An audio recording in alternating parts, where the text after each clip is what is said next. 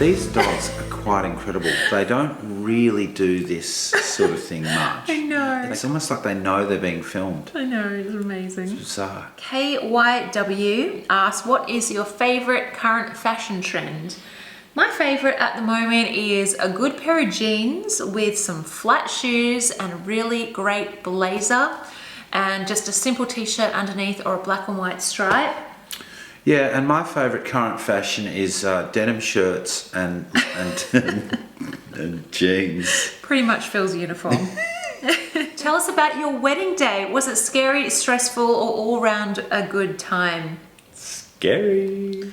It was scary. Long story. It is a long story. To cut this story very short, you can go to Google and Google our names and our wedding and the story will come up.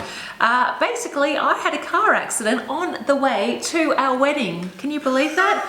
Like, you're already so nervous to get married and say your vows in front of everyone that you really care about.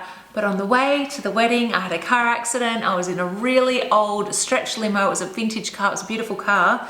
But where my mum and dad live in Sydney is very, very hilly.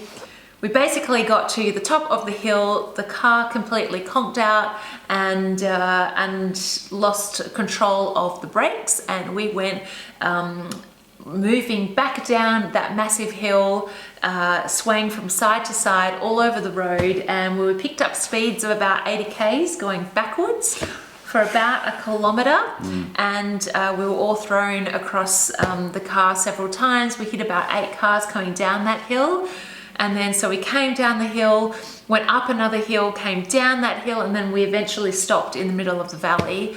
And it was pretty scary, and I thought I was going to die. And so I was about an hour and a half late to the wedding because everyone that we knew was already at the wedding, and so we had to organise a different driver to come and pick us up. So I left Phil waiting at the altar for an hour and a half. I just thought she was running late.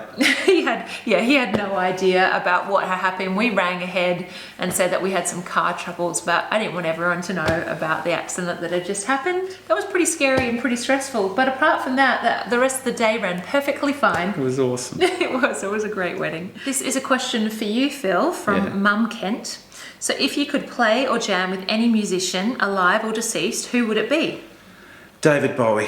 David Bowie? Yeah. The purse nurse asks, would you ever consider a viewer meet and greet? I'd definitely consider doing a meetup. I'd just be scared that no one would come. I've never been an interviewer, so I'd like to get the perspective of a boss. So I think she wants to know, you've done a lot of interviews of prospective people wanting jobs and things. Yeah.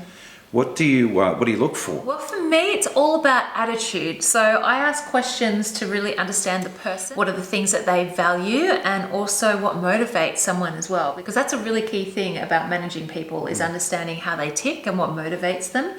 And as soon as you work that out, then you can realize how you can manage them, but also how they're going to work within your team as well. And I think for me, the most important thing in my business is that everyone works together really well, and that I have a great, powerful team, and we all bring something very different to the table. So for me, it's always about working out if they have a great attitude. And also for me, I like to take someone else into the interview with me and have 2 people. So it's great to have a second opinion from someone else. And I have a very trusted person within my company that helps me do those things. Daria Milovic 5 asks, what is your favourite dish? Curry. This is from Melanie Vega. Did you and Phil go to college, and what did you both major in? Yes, I went to university. We call it university here in Australia, and I did a Bachelor of Communications in Public Relations. And Phil didn't go to college. He went to the College of Rock. University of Rock. University of Hard Knocks. I sort of started playing professionally when I was about 15 or 16, and I haven't stopped since. Yeah. And that's why you can hear that very tired sort of croak in my voice, because I'm very tired. But he's an artist. Nigayan Kamina 79.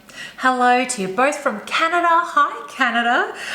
What are your guilty pleasures, and what are your hopes and dreams for the future? All right, guilty pleasures. I can... Are you answering for me? Well, yeah, because I know one. Okay, what's that? It's the caramel sundae from McDonald's. It is one. The caramel sundaes from McDonald's with She the never hot has caramel them. sauce. She never has them. I've probably had like 2 in about 5 years. 5 years. But sometimes when we're driving past McDonald's, I'll say to Phil, could really go a caramel sundae right now. just before I pull in, she goes, no, Just kidding. I'm just kidding. Every now and again, I like a scotch. Yeah. But we've got cupboards full of it. We And never drink it. We never get to it. What are your hopes and dreams for the future? Oh, babies and, more travel, making great things happen that sort of help the world, and just getting involved with the community. And I'd love to start a charity where I offer scholarships for people that are living in third world countries to go to first world countries and be able to afford to live and study in their profession of their choice. So that's a really big hope for my future, and something that I feel very passionate about. And I know that we will get there eventually, but in order to do so, I have to work very hard to be able to have the option to make a difference on a really big level. Next question is from WHDL13. Greetings from New York. Hello from New York. We love New York.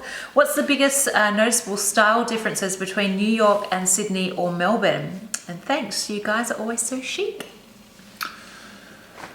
well, thanks for describing us as chic. I don't know about that from me. Oh, no, sorry. She said thanks. You are always so chic. So I think she's saying that I'm chic, not us, not you, just me. Thank you. Okay, so Sydney and Melbourne are very different to each other. Yeah. Okay, here's how I will explain it. Sydney is a little bit like LA, and Melbourne is a little bit like New York. Had enough? No, let's keep going. All right, guys, I think we are going to wrap the video up here. So sorry if we didn't get to your question. We're going to try harder with doing more Q&A videos, so be sure to leave a question below and we'll try to get to it in our next video.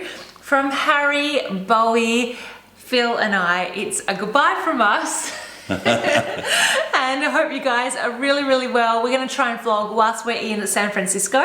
Are you happy to vlog over there? We should do a little bit of vlogging. Totally. Yeah? And hopefully we might do a meetup as well when we're in San Fran. Leave a message below and let us know if you'd like to meet us when we're in San Francisco. If anyone would want to turn up and meet us, I don't know. But if you do, we would love to meet you guys. Hope you guys are really well, and we'll see ya in our next video. Bye. Bye. Woo! Are you hungry?